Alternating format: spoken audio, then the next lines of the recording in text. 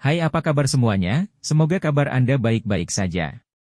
Terima kasih karena sudah memberikan support dan juga kesetiaan Anda untuk membangun channel Codot Film. Yuk kita lanjutkan alur ceritanya, sambil siapin kopi dan cemilan, setting suara volume full. Gasken. Komandan Ling Kuan. Energi merah tua yang pekat meresap ke dalam ruangan yang luas itu. Temperatur tinggi menyebar, menyebabkan ruangan ini terlihat seperti terbakar. Udara panas mengepul di dalamnya.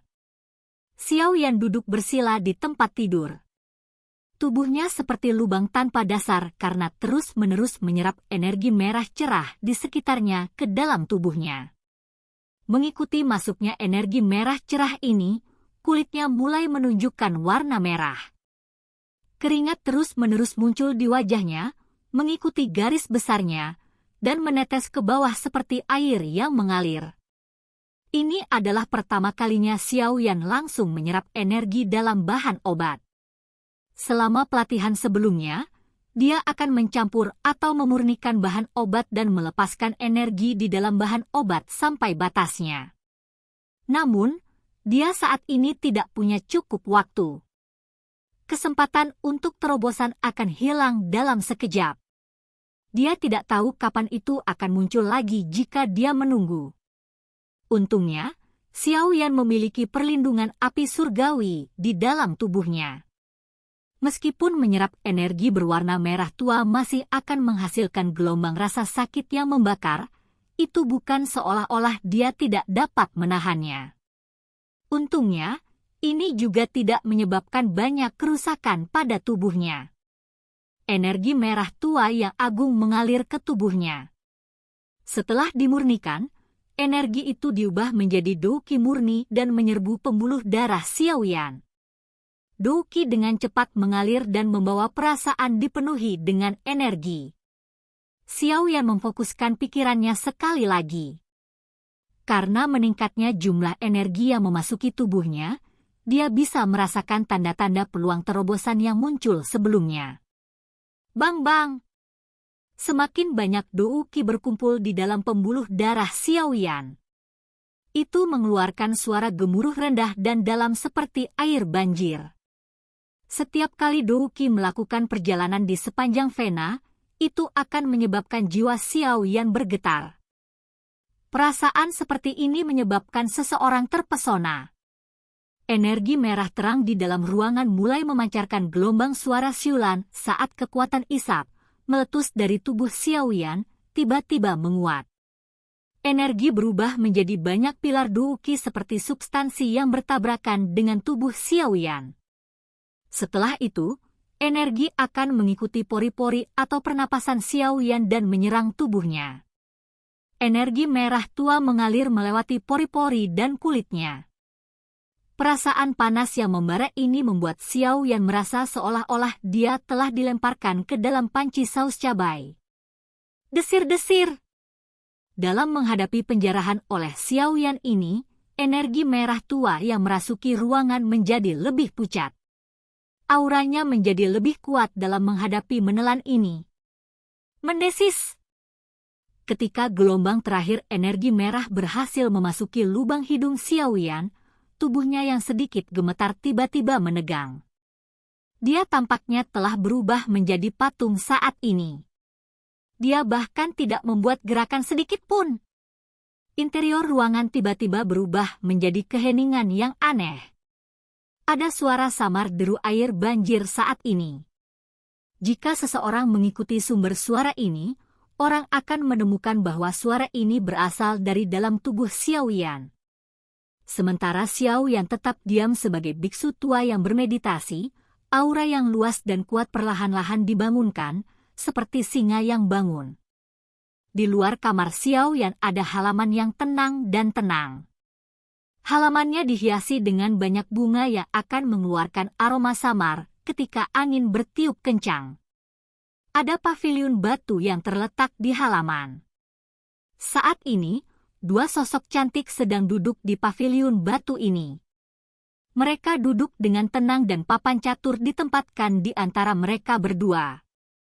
Kadang-kadang, suara, centang, yang jelas akan muncul saat bidak catur mendarat di papan. Tel, perhatikan bahwa catur di sini mengacu pada Gong Wei Qi. Jika Xiao Yan keluar saat ini, dia pasti akan terkejut dengan pemandangan ini. Kedua wanita ini, yang samar-samar saling bertentangan sejak mereka bertemu, diam-diam duduk untuk bermain catur saat ini. Itu menyebabkan seseorang merasa tidak percaya. Dokter peri kecil Jie, aku mendengar Xiao Yan Gege menyebutmu di akademi dalam. Dia berkata bahwa kamu adalah sahabatnya. Tangan Sun Er memegang bidak catur batu giok putih. Dia dengan lembut meletakkannya. Setelah itu, dia mengangkat matanya yang cerah, melihat ke wajah yang hangat dan memikat di hadapannya, dan berbicara sambil tersenyum. Tangan halus Little Fairy Doctor berhenti sejenak saat mengambil bidak catur dari kotak catur. Matanya sedikit beriak saat dia menjawab, dia juga sahabatku. Sun Er tersenyum lembut dan bertanya dengan suara seringan angin, hanya seorang teman. Dokter peri kecil sedikit mengangkat matanya. Dia menatap wanita cantik di depannya dan tersenyum dengan sikap tidak berkomitmen. Bagaimana dia bisa gagal mendengar niat menyelidik dalam kata-kata Sun Er? Meskipun pihak lain bukanlah orang yang sederhana, dia sendiri juga bukan orang yang tidak bersalah. Dengan mampu membentuk kediktatoran seperti sekte racun di tempat seperti Kekaisaran Chuyun, dokter peri kecil harus cukup licik di atas hanya memiliki beberapa kekuatan. Namun, dia tidak suka menampilkan sisi ini saat dia berada di samping Xiao Yan. Tangan Sun Er berhenti ketika dia melihat respon non-comital Little Fairy Doctor di mana dia tidak setuju atau tidak setuju. Tangan Sun Er sedikit gemetar. Matanya yang cantik mengungkapkan makna yang lebih dalam saat dia melihat ke arah dokter peri kecil. Dia dengan lembut berkata, aku akan segera pergi dan harus merepotkanmu untuk mengurus Xiao Yan Gege di masa depan. Selama aku masih hidup, tidak akan terjadi apa-apa padanya. Dokter peri kecil menatap lurus ke arah Sun Er. Suara hangatnya mengandung nada, tak perlu dikatakan. Sun Er sedikit mengangguk di hadapan jawaban dokter peri kecil. Dia dengan lembut meregangkan pinggangnya yang malas dan segera menunjukkan lekuk tubuh yang memikat namun halus. Dia baru saja akan berdiri ketika alisnya tiba-tiba menjadi vertikal. Setelah itu, dia mengangkat kepalanya dan melihat ke langit yang jauh. Suara samar angin deras dengan liar menyerbu dari tempat itu. Soos! Dokter peri kecil juga menoleh ketika Sun Er merasakannya. Alisnya berkerut saat dia bertanya, apakah ini lembah sungai es? Atau Hall of Souls? Tidak, mereka adalah orang-orang dari klan Gu. Sun Er menggelengkan kepalanya dan menjawab. Itu seharusnya tentara terendam hitam. Aku bisa mencium aroma unik dari binatang bertanduk tunggal bersayap 4. Sebuah riak kecil muncul di dalam ruang paviliun batu. Segera, pria tua berpakaian hitam itu melintas dan muncul. Mereka melirik langit yang jauh sebelum berbicara. Mereka seharusnya menerima perintah dari klan Gu. Lagi pula, aktivitas dari pertempuran besar beberapa hari yang lalu agak terlalu besar. Pria tua berambut putih lainnya mengangguk dan setuju. Orang-orang ini benar-benar mengikutiku seperti bayangan. Sun Er menggelengkan kepalanya. Ekspresinya agak tidak senang. Tidak ada pilihan. Tentara terendam hitam dikendalikan oleh Dewan Tetua dari klan Gu. Orang-orang tua itu, yang tidak akan mati, ingin agar nona muda itu tetap berada di alam Gu selamanya.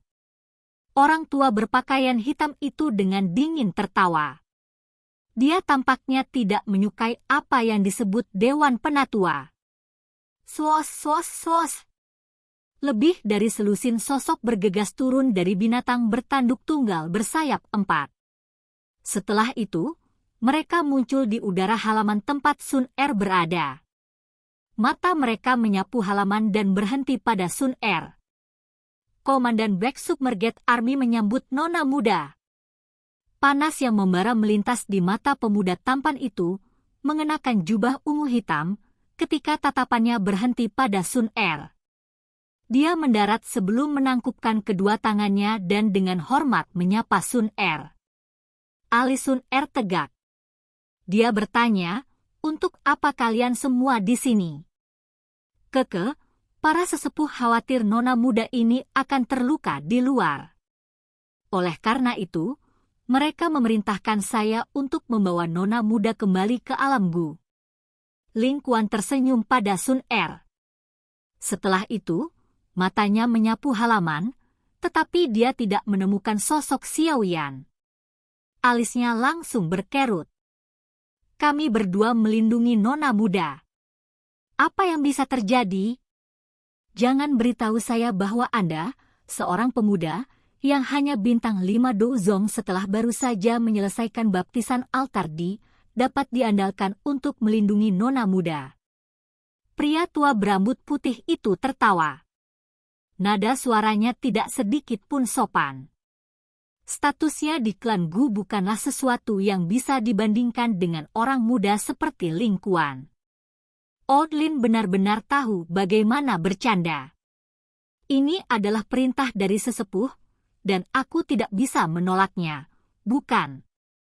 Ling Kuan menangkupkan kedua tangannya dan berbicara sambil tersenyum. Dia tidak berani meremehkan pria tua berambut putih ini.